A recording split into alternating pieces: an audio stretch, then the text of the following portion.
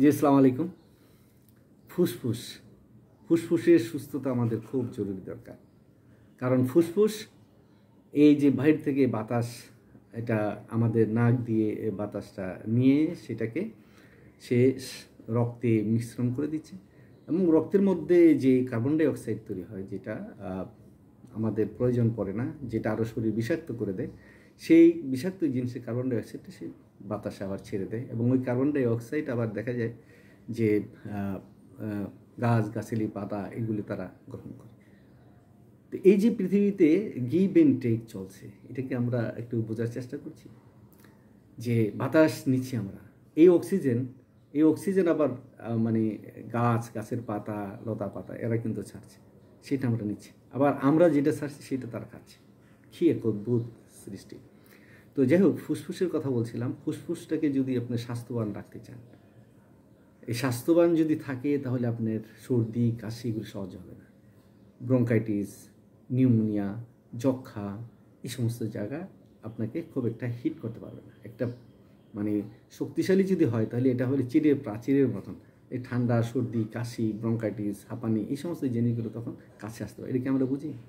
আসলে আমাদের তো স্বাস্থ্য সম্পর্কে সাধারণ জ্ঞান আমাদের খুব স্বল্প।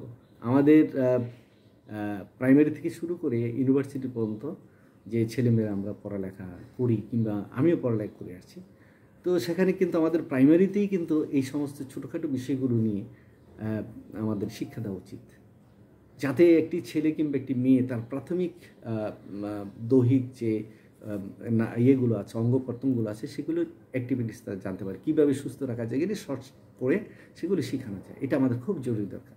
কারণ স্বাস্থ্য হচ্ছে পৃথিবীর সবচেয়ে বড় সম্পদ, মানে বড় সম্পদ। কারণ কোহিনূরের হীরা আর হইল যদি আপনি শ্বাস নিতে না পারেন, তাহলে মানে একটু অক্সিজেন, এই দুইটার মধ্যে কোনটা নেবেন? তখন কিন্তু আপনি বলবেন আমি অক্সিজেন নেব। কারণ জীবন বাঁচায় অক্সিজেন, ওই হীরার টুকরা কিন্তু জীবন বাঁচায় না। কিংবা এক গাড়ি মানে স্বর্ণও কিন্তু আপনার জীবনকে বাঁচাবে না। তখন আপনি বলবেন আমার সব সম্পত্তি নিয়ে নাও, কিন্তু আমাকে বাতাস দাও, আমাকে বাতাস করো, আমাকে ফ্যান চালাই দাও, জোরে স্পিডে ফ্যান চালাও, বাতাস দাও, ফ্যান চালাও, এসি ছাড়ো। যখন এতে দম নিতে না পারে তখন অক্সিজেন দেওয়া হচ্ছে আপনাকে, ইন্টেনসিভ কেয়ারে নিয়ে অক্সিজেন দেওয়া হচ্ছে। তখন আপনি মানে আছেন, কোন রাজ্যে আছেন আপনিও জানেন না, কিন্তু আপনি অক্সিজেনের মাধ্যমেই বেঁচে আছেন। অর্থাৎ এই অক্সিজেন হলো আমাদের প্রাণবায়ু। আমরা যে বাতাস নেই, সেই বাতাসে অক্সিজেন আছে বিধে কিন্তু আমরা বেঁচে থাকি। তাই এই কৃতজ্ঞতা বোধটা আমাদের থাকতে হবে। কিন্তু যদি আপনার তাহলে এই যে ইয়েটা মানে ফুসফুসটা কীভাবে আপনি ভালো রাখবেন?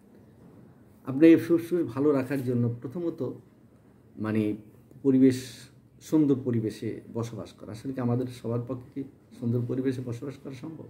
আমরা একটি দরিদ্র অঞ্চল, দরিদ্র দেশের মানুষ, সেরকম পরিবেশ যে ফুলের বাগান, ঘরের সামনেই ফুলের বাগান, কিংবা একটু পরেই পুকুর, একটু পরেই বিশাল মাঠ, আর পাশেই নদী, হাঁটতে গেলাম, বাতাস পেলাম, দিগন্ত বিস্তৃত মাঠ, এরকম তো না। আমরা বস্তিতেও বসবাস করি, যেখানে পানি নেই, যেখানে শেষের অবস্থা, এরকম পরিবেশ। তাই সেখানে আমাদের সামগ্রিক স্বাস্থ্য ভালো রাখার জন্য আমরা শুধু ওই উপরে আল্লাহর দিকেই তাকিয়ে থাকি যে আল্লাহ আমাদের রক্ষা করে, কিন্তু না, এরপরও আমাদের কিন্তু মানে স্বাস্থ্য সচেতন থাকতে হবে। ফুসফুসকে ভালো রাখার জন্য আমাদের একটু হাঁটা দরকার, জোরে হাঁটা দরকার, ব্যায়াম করা দরকার, সাঁতার কাটা দরকার, ভালো মানের খাবার দরকার। তারপরে যেমন ভিটামিন এ, ভিটামিন সি, তারপরে আপনার ভিটামিন ই, ওমেগা-3 যে মাছের মধ্যে, তেলের মধ্যে পাওয়া যায়, তারপরে সেলেনিয়াম, ম্যাগনেসিয়াম, সোডিয়াম, এই ধরনের অনেক কিছু আছে, যেগুলো যদি আমরা আমাদের শরীরে যদি পর্যাপ্ত পরিমাণে থাকে তাহলে আর সমস্যা হবে না। তারপরে টক জিনিস খাওয়া, ভিটামিন সিটা যদি আপনি খান তাহলে সেখানে যেমন আদা, হলুদ আছে, রঙিন শাকসবজি, তৈলাক্ত মাছ, ডিম, তারপরে টক ফল, সরিষা, আমলকি, এরকম অনেক কিছু আছে যেগুলো আমাদের হার্টকে মানে ফুসফুসকে ভালো রাখে। তবে সবচেয়ে ভালো হলো যে আপনার এই যে প্রাণায়াম করা, শ্বাস নিয়ে এইভাবে করা, ব্যায়াম করা, পরিশ্রম করা, শুধু বসে না থাকা, তাহলে আপনার ফুসফুস ভালো থাকবে। সেই সাথে সাথে আমাদের হোমিওপ্যাথি কিছু ওষুধ আছে, সেই ওষুধগুলো আপনাদের খেয়াল রাখতে হবে যে যে আর্নিকা 3 একটি ওষুধ আছে, আপনি যদি নিয়মিত ওষুধটা খান আশা করি যে মানে ফুসফুস সুস্থ থাকে। তারপরে যদি সমস্যা সেরকম হয়, ঠান্ডার ভাব থেকে থাকে, তাই না, তো সেখানে আপনার যেমন এন্টিমটার্ড একটা ওষুধ আছে, সালফার একটা ওষুধ আছে, এই সময় বিভিন্ন রকম ওষুধ আছে এই মানে আমাদের ফুসফুসকে সুস্থ রাখার জন্য। তো এগুলো আপনারা যদি একজন ভালো ডাক্তারের সাথে পরামর্শ নিন, একটু মানে সেবন করুন, আশা করি ভালো থাকবেন। ধন্যবাদ।